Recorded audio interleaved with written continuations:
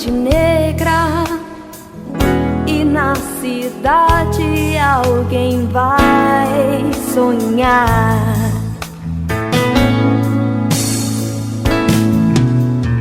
Homens e mulheres servem-se de ilusão na mesa de um bar.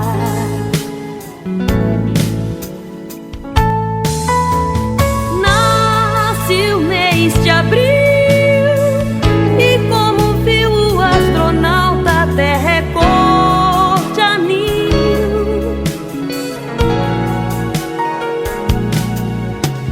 Nem sei se ele era russo ou se era do Brasil.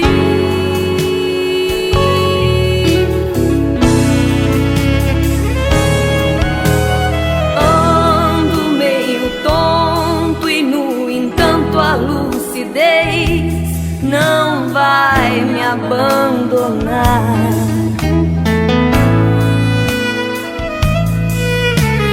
Penso que no pensamento tanta coisa vai passar.